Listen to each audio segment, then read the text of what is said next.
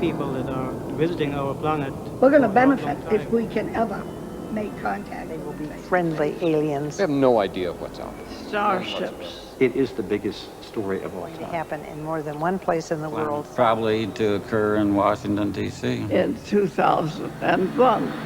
I understand from many sources that in the year of 1956 there will be great mass landings, and then the question of flying saucers can no longer be denied. Flying saucers have invaded our planet. Washington, London, Paris, Moscow are key targets. The whole world is under attack. Can it survive? Never before has the screen reached such heights of excitement, breathtaking spectacle, hair-raising terror. See great cities leveled by flying saucer monsters.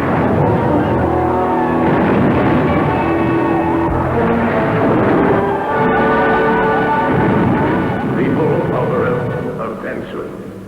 People of Earth, attention. I think it would be just mass panic. Because we see so much. You see so much on TV about all these terrible things, body snatchers and, you know, this kind of thing. And that's the image that people have. And I think that's what would happen. People would just be so afraid. I probably couldn't get near it.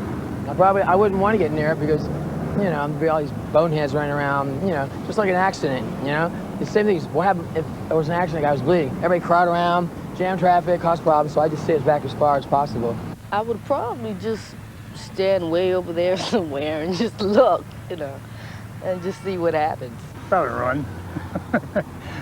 I got a lot of living to do, and I don't want to be a specimen of any kind. There would be no more exciting thing that could occur in this Earth than if we were to be visited by creatures from some distant civilization. I'd probably wet my knickers. Yes, the world at large is fascinated with so-called flying saucers. However, they do not fly. They oscillate in between dimensions. Well, now tell me, do you believe these come from outer space? Oh, very definitely. Well, whereabouts? The various planets, we know that they can come from the, say, for example, the moon, or from Mars, and not too far from the Earth that we know of, and also that they have what you call a mothership, so they can take off from there. Mm-hmm. I have piloted many spaceships, starships we call them.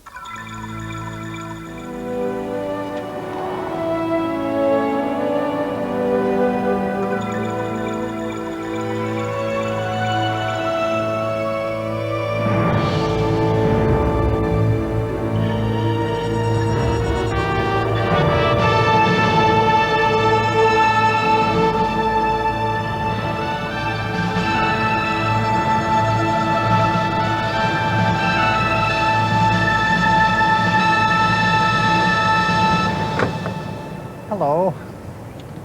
You're witnessing a rather remarkable phenomena. This is the space car of the future. We are, in this manner, showing you the reality of the meaning of extraterrestrial intelligence and the arrival of spacecraft and the brothers who are upon these craft from other planes, Earth planes similar to our plane here. Unarius, this organization, a vast brotherhood of advanced human beings, were concerned for man's spiritual evolvement, was founded by Dr. Ernest and Ruth E. Norman in 1954.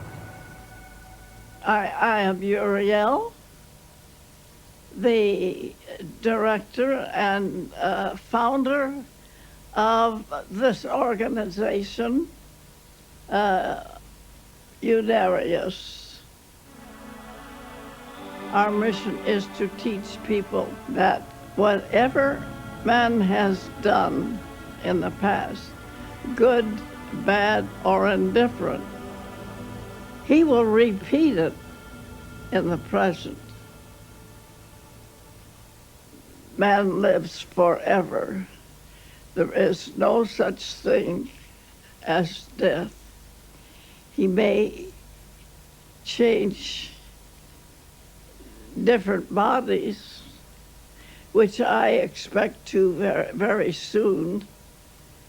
You may call it die, leave this body. I have lived in this body 90 years. I was born in 1990. The cosmic generator is a way of trying to tell mankind that an infinite mind that has incarnated as Uriel, through her energy and understanding, is able to and does sustain the planets.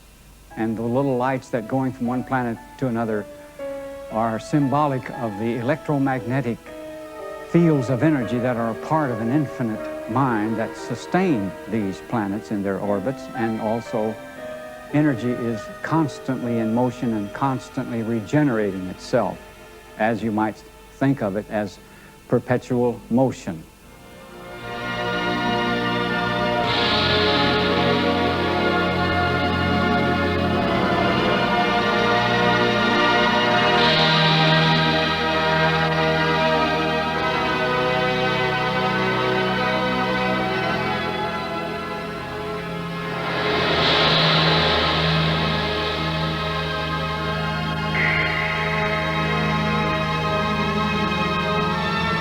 Every body, every soul, whether he knows it or not, is working to become a space brother where he can teach and lead others.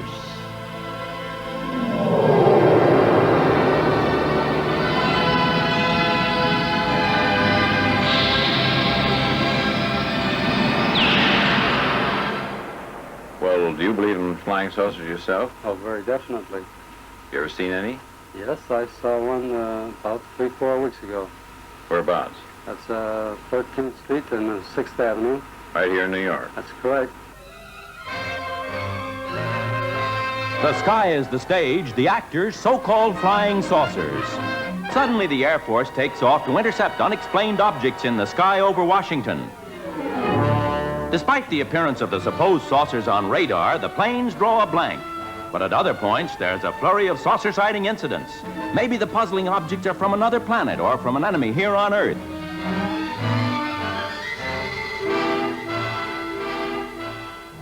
Not that I can think of. Maybe a couple friends that claim they have on a Saturday night, but... There is something out there. Whether or not it's extraterrestrial, I think we will probably only find out when they want us to find out. They are not going to be unknown much longer. The Sasanis are coming in. I think they're 5,000 to 15,000 years ahead of us. They channel through a man in San Fernando Valley, and his name is Bashar. I believe personally that these people exist. I have seen them. I know their ships are in our atmosphere. I've seen those too. They come from the bowels of hell, a transformed race of walking dead, zombies guided by a master plan for complete domination of the Earth. Plan 9 from outer space. Turn off your electro gun! No! No! Stop him, Dennis! I can't get it, it's jammed! Stop him, you fool!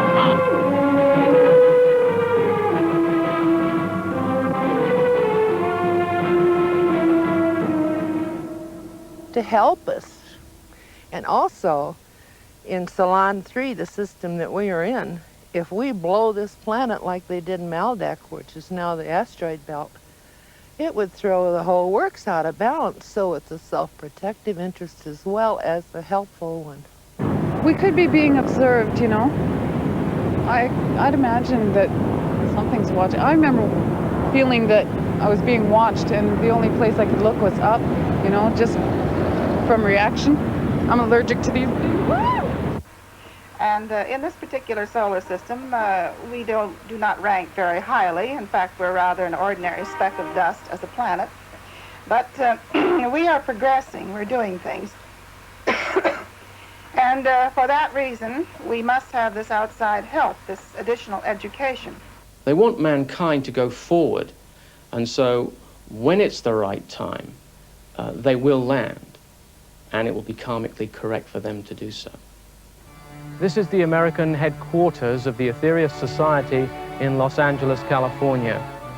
The Aetherius Society is a religious, educational, non-profit organization which has, for the past 36 years, been responsible for disseminating the messages received through its founder-president, Sir George King, from cosmic intelligences who man the craft we call flying saucers, and most importantly, upon acting on these messages. Now, with all our heart and soul, let us join together in holy mantra. Om mani padme hum, Om mani padme hum, Om mani padme hum. My name is Alan Mosley, and I'm a priest in the Aetherius churches. I work both during the day and during the evening, as do many of our other volunteer staff. They volunteer their time in the evening to help in this particular cause. I consider myself to be ordinary in that, you know, if necessary, I'll eat meat or I'll drive a car. We don't withdraw from life. I'll even watch a television program. I mean, goodness gracious.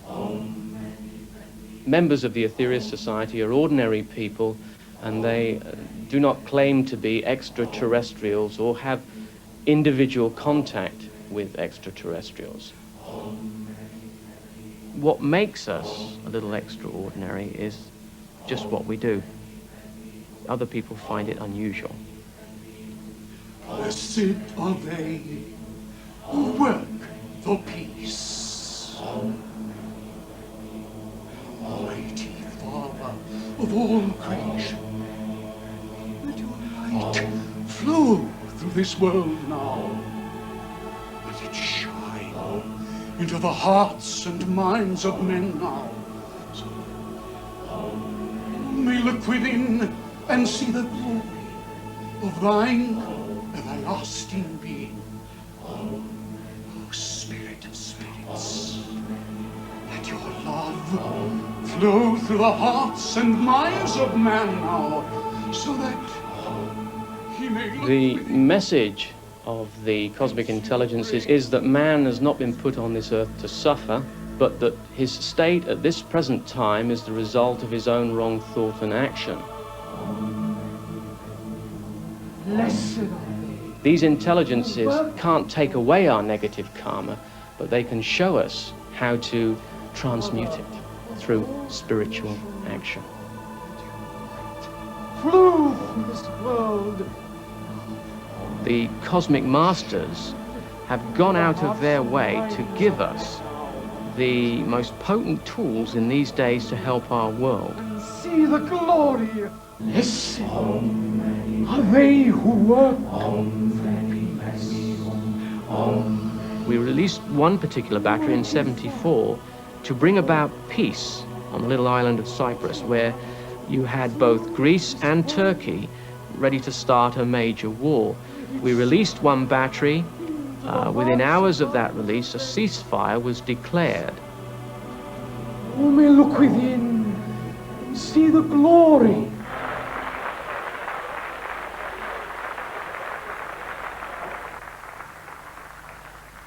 My first contact was May of last year, 1954.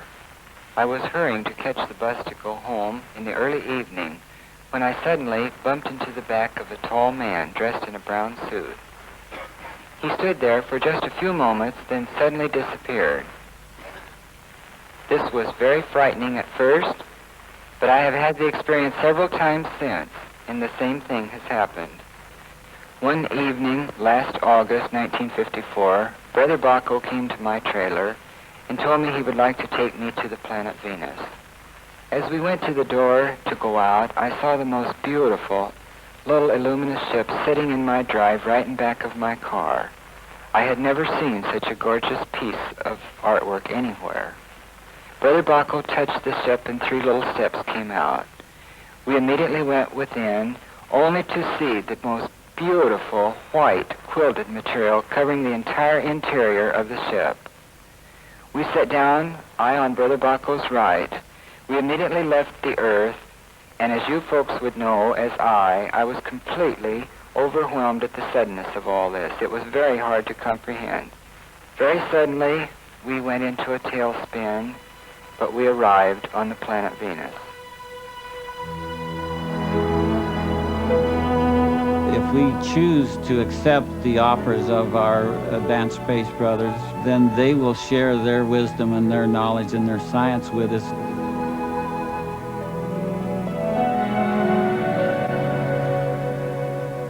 This unique structure behind me is known as the Integratron, or the dome, and was built under guidance of the space beings by George W. Van Tassel.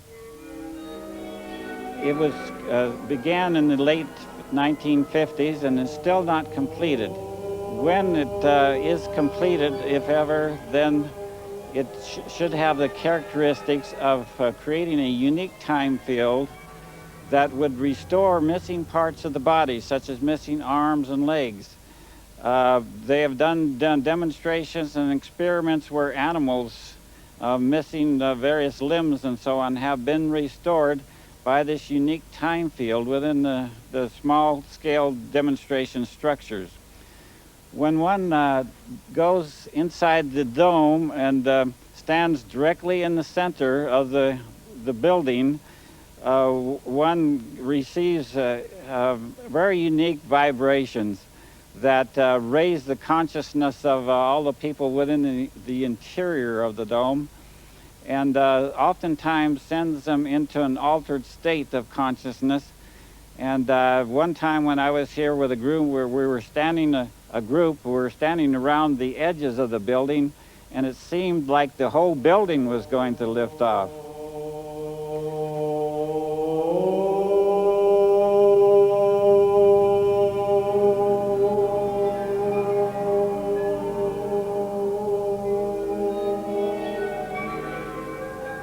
I'm Evan Hayworth. I'm a designer here in sunny California. I design all kinds of things: tools, games, toys. This is my company car.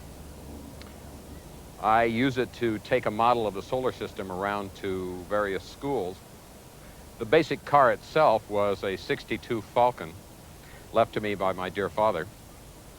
And I was taking it unadorned to schools, lecturing them on the solar system. And somehow we got to talking about cars. And finally, somebody said, "What kind of car do you drive?" I said, "Well, I drive an old Falcon." And this boy was on his feet. "Ooh, ooh, ooh, is that the Falcon the guy drives in Star Wars?" And I thought, aha, no, it's not. But can you give me a couple of weeks? And he said, "What?" And I said, "Never mind." And 2 weeks later, I showed up at the school with it looking like this. I would say that if anybody had a mind to, they could probably dress up a car of either similar vintage or later vintage. And since it is an old car, it's going to need some parts, one specifically for the engine, before I can get it running again. But once I do, why, then I'm going to be back on the road taking the solar system around Los Angeles.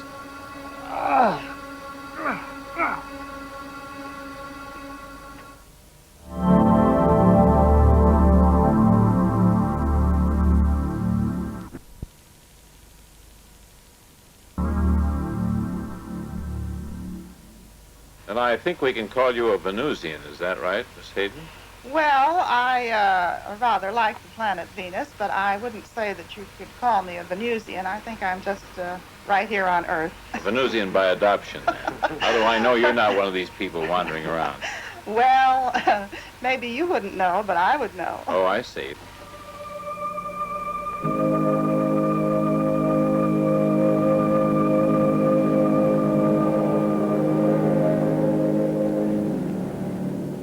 Naturally, we are very curious to know where it is you come from. From another planet. Let's just say that we're neighbors. You're a long way from home, aren't you, Mr. Carpenter? How did you know? Oh, I can tell a New England accent a mile away.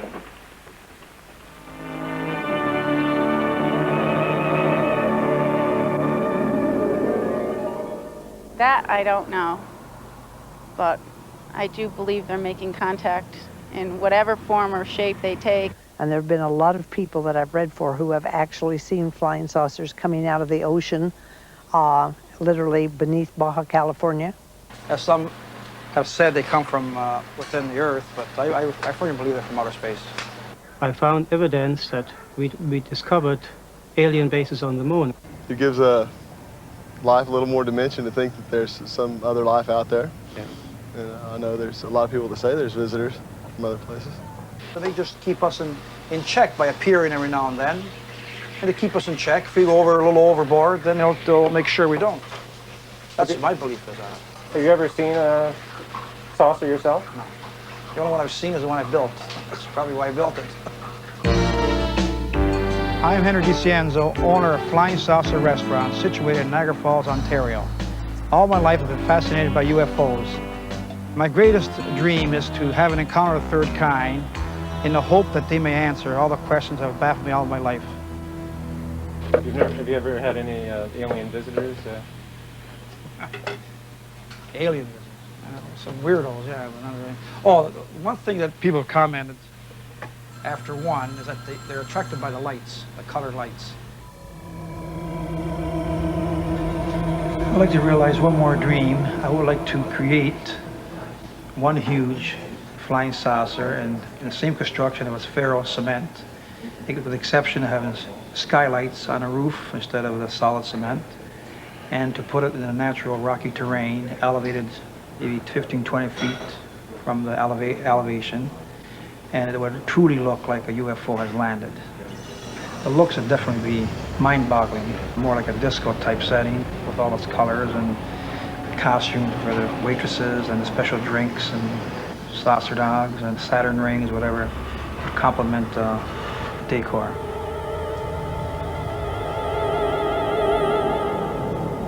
I would hope that if I ever built one, my dream comes true, that they would be mistaken for a mothership or their mothership and hopefully land beside it, and they'll answer all my questions. Finally, we meet Earth and space.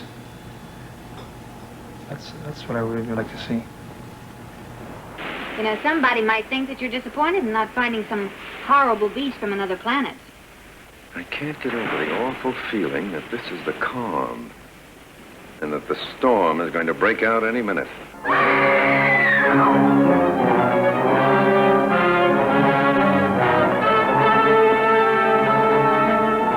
I understand that they can mingle quite freely with the human beings on this planet and not be recognized.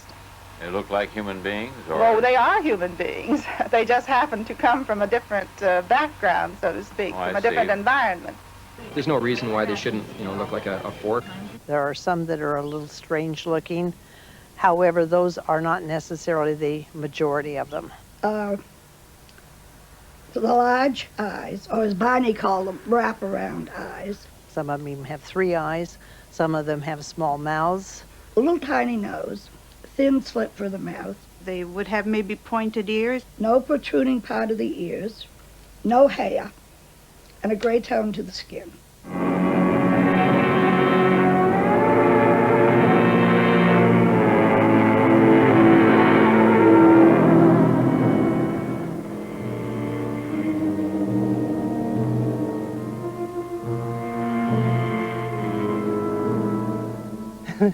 You don't want to do business with the Grays, which are trying to do business with our government, fence riders, or the Blacks. These are labels only, but only with those that are willing to do battle to try to keep us free. You see a craft, you say, hi, boys. This type of thing. Be friendly. And they're a long ways away from home. Type of thing. Well, I would hope they weren't selling anything. Beyond that, seriously, I think, well, since if all the signs of it were peaceful coming to my door, I guess I would seek communication with them and hope for the best. When we arrived home in the morning, about 5 o'clock, the first thing that we noticed was the trip had taken us much longer than it should have, at least 2 hours. Both our watches had stopped running. The tops of Barney's shoes were scuffed. The strap on his new binoculars was broken. My dress was torn. And later in the day, we found highly polished spots on the trunk of the car. When we first heard about UFOs, it took us 20 years to decide that these things may have an inside, that there may be somebody inside piloting them or whatnot. We couldn't accept the idea of an abduction even when we heard about the Betty Hill case. I certainly couldn't. And when we finally, reluctantly, were dragged kicking and screaming by the evidence itself to accept the fact that the Hills had been taken aboard, this had happened, there was absolutely no way to reject it. When this story first broke, it was unexpected. All of a sudden, one day, there it was, front page of the newspapers, ran for the front pages for 5 days. We had to go to the store and buy the newspaper to see what was being published about us.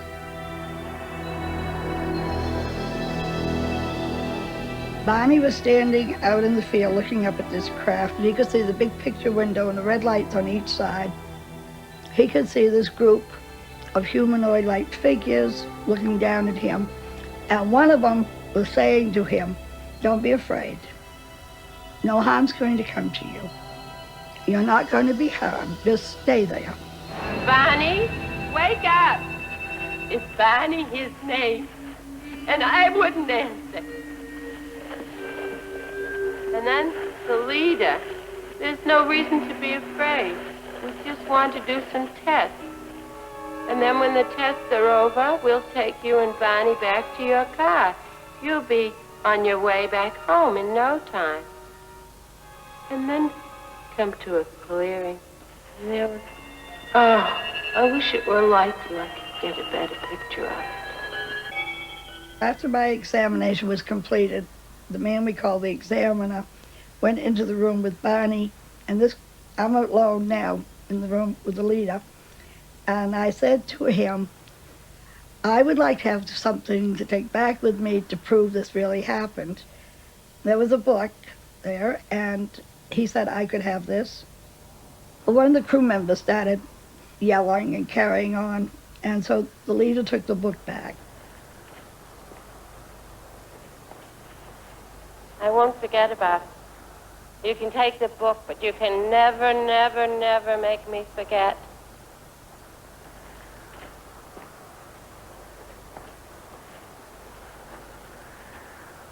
I'll remember if it's the last thing I do. I wish I'd asked them the purpose for being here. That would have solved a lot of problems and mysteries, but I didn't. And this is one of the reasons why I go out to observe. Well, the Air Force takes a dim view of this flying saucer business, or so we gather here in the outside world. Well, actually, the Air Force takes quite an intense interest in this flying saucer business, because actually these flying objects are supposed to actually be violating airspace. A press conference hears the Air Force intelligence chief declare that of 2,000 reports of saucers, most of those considered reliable can be satisfactorily explained, and the rest are no threat to the nation, says Major General James Samford. We have, as of date, come to only one firm conclusion with respect to this remaining percentage, and that is that it does not contain any pattern of purpose or of consistency that we can relate with to any conceivable threat to the United States.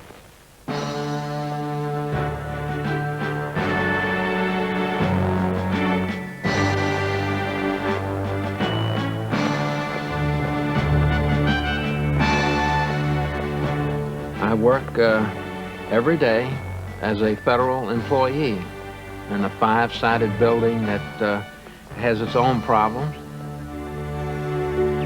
When I depart the building, It's like Superman changing into Clark Kent or vice versa, so that I can feel free to live a double life, essentially.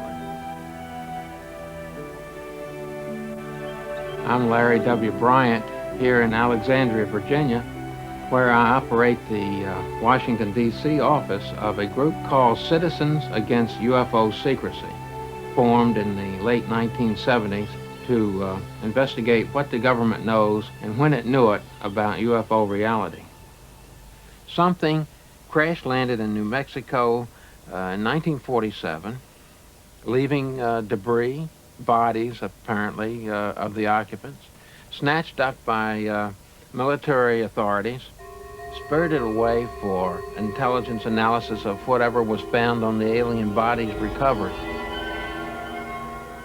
Roswell stands as the answer to basically what the government has been doing for 40 years.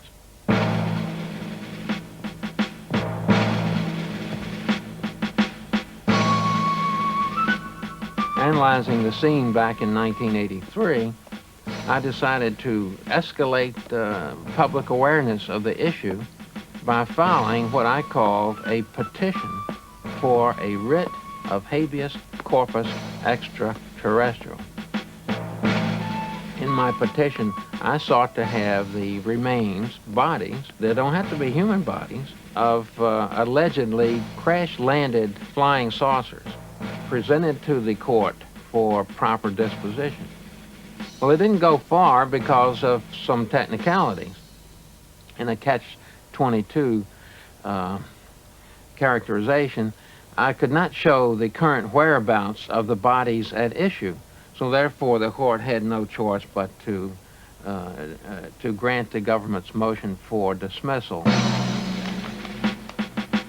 I've been involved in a few other lawsuits. For example, a few months ago, actually over a year ago, I filed a Freedom of Information lawsuit against the Federal Bureau of Investigation. I did lose that suit. On the other hand, that did not deter me from going ahead with the next lawsuit.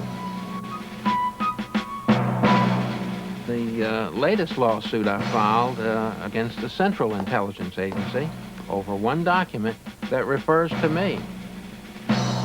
If there are no such thing as flying saucers, why do these agencies feel compelled to withhold information on their activities as regards UFO researchers and UFO encounters?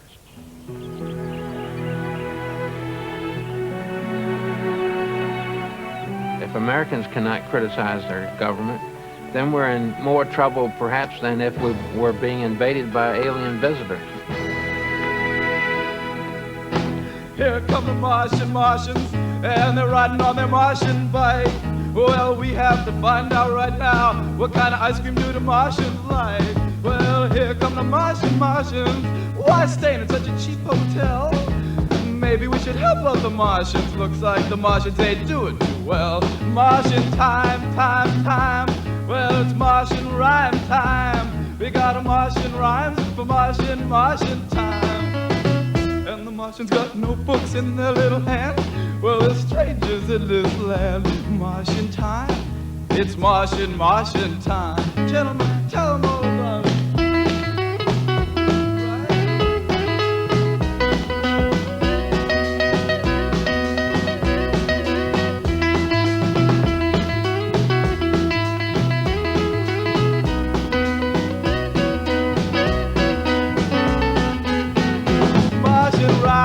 Rhyme, it's Martian time. You got the Martian rhymes for Martian time. I am Jules Van Brabant of St. Paul, Alberta. I was born and raised in St. Paul. In 1967, I was the mayor when we decided to build this landing pad. The idea behind this landing pad is frankly to welcome everybody from this earth, and also extraterrestrial beings, if there are any, and we hope there are.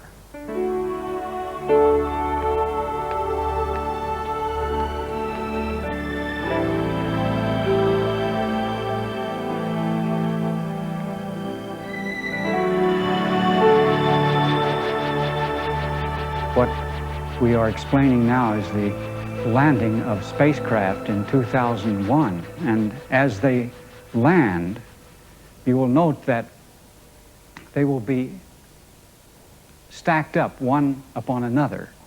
And as they land and are stacked up together, they will be sealed permanently, electronically, so that when all 33 ships are sealed, they will be about 2.5 miles high. And there will be 33,000 volunteer scientists of all of the avenues of knowledge that will be here. But the most wonderful part about their coming is not really that they are coming, but they are going to remain and live here all of their lives. Can you imagine that? Uriel, our great teacher, is called by the brothers themselves who are coming in the spacecraft, the Space Fleet Commander, and her spacecraft will be on top of the 32 spacecraft.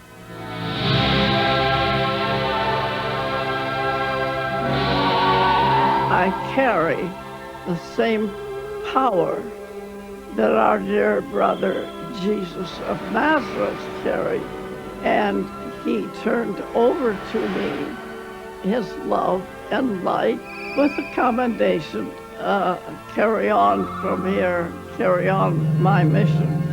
I know you will do well. But I don't believe that he ever expected us, and I say us, to do all that we have. Come with me through this tunnel of stars. Here you will find worlds of cosmic love to which there is no end. Never, never forget your pathway to the stars.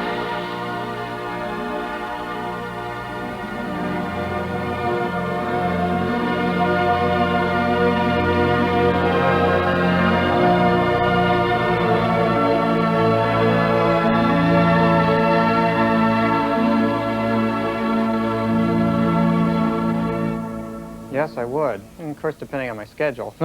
No, actually, I would go. I don't think I'd have really any fear of going with somebody out there. I figure it's going to be, even if I died, it would be the most interesting experience I'm likely to ever have. I don't really think I would just want to go out of space just like that. Owing to the fact, going there, I don't know the language where they speak. I don't have anybody that I would be able to communicate with there to make my life happy. So I wouldn't definitely want to go. Well, I'd really have to think about that, because what if you didn't come back? They're going to catch me, then take me. They're going to take me fighting and kicking and scratching all the way. I would love to talk to him. I would love to like see to what's travel going with them. on. Yeah, I would go. I'd be not out like here we're still. really missing much here if we leave. Yeah, you know? If communications were established, I'd go along. I'd ask them, take me a spin around the moon. Where would you like to take me? I get my mother to feed my cats. Why, you can take me all the way to Zeta Reticulum if you want. The two of you are beginning a strange journey. A journey that no Earth people have ever undertaken before.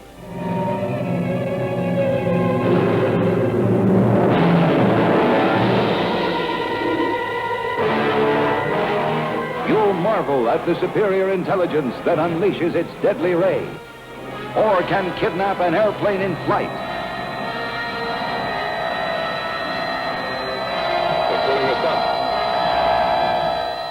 It depends on your cultural background, on what kind of abduction you report. In England, they're very similar. The craft lands, politely invites the person to go on board, and once they're on board, they ask them if they'd like to go on a little trip, which they agree to, and they come back, and when they release them, they thank them for their cooperation and wish them a good day. That's English. Now, Brazil, in England too, the beings are described as looking like us. Now in Brazil, it's mostly men who get abducted. The men are treated roughly. They're asked many questions regarding sex, and they're thrown out. And usually they describe the beings as looking like us, although many times the beings are accompanied by a short, furry creature. Now in the United States, we have a mixture of everything. All kinds of creatures go around kidnapping Americans, from little tiny dwarfs up to 6'6", tall, blonde, blue-eyed, handsome men with long, light, flowing robes. All kinds of creatures looking like insects. One woman told of being captured by Batman.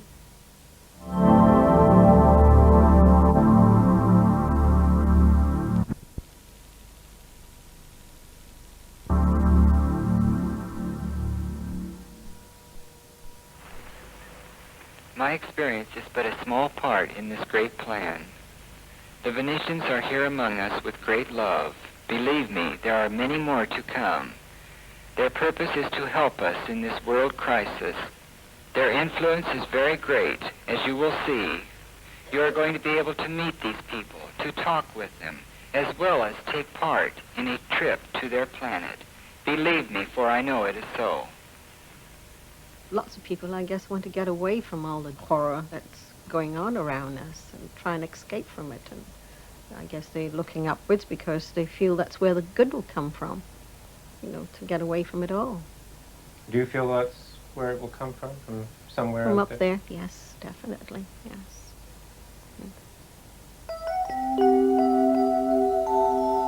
I have a burning desire to get into space, and the burning desire that I have is so deep that it almost feels like it's confirmation that there's alien life out there. We have an interest in alien life, and I'm sure alien life would have an interest in us. All we have to do is be able to make contact with them and tap into their knowledge. I've looked at the night sky without an awareness that there's more out there than we can ever hope to understand. Things we might sense if we weren't too stupid to admit their existence.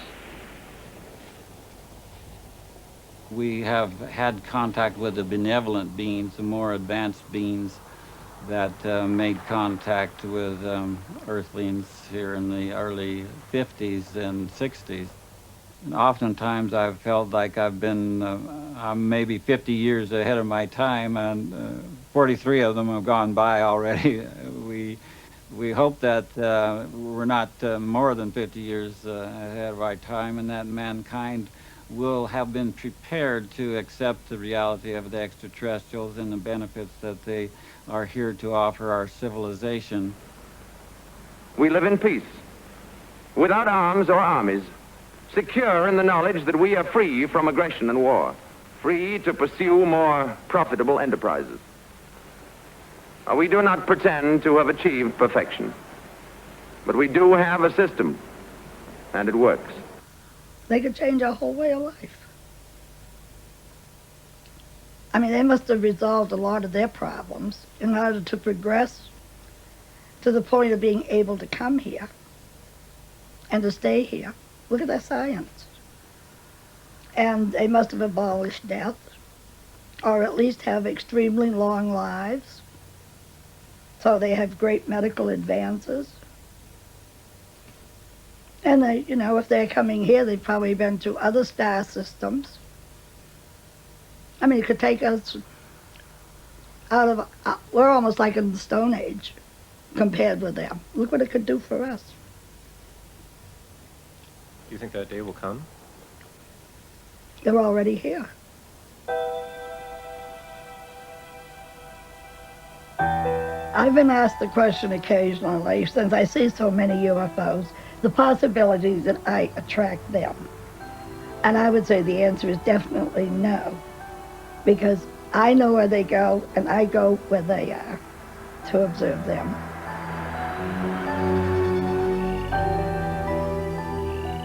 I have a certain signal that I give as identification. Do you get any responses back? Yeah, Do you think they know who you are? I think so. Do they see you as a friend, do you think? I think so. In fact, I've told them point blank, they better be good to me. I may be the only friend they have on this planet.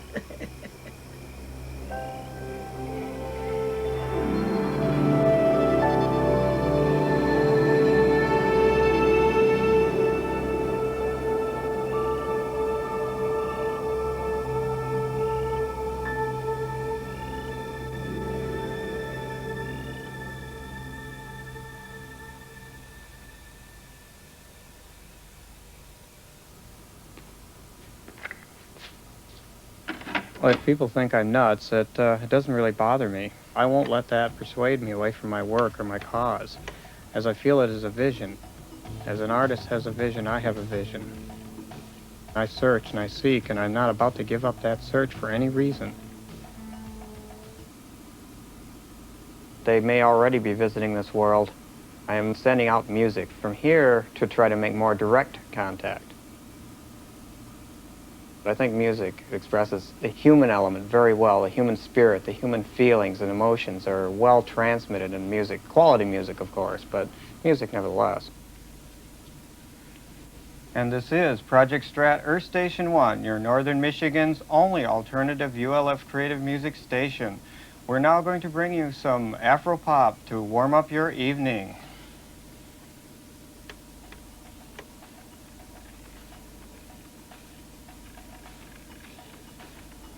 Everything isn't hopeless, and the world isn't totally doomed and all this. I guess I hear a lot of gloom and doom today.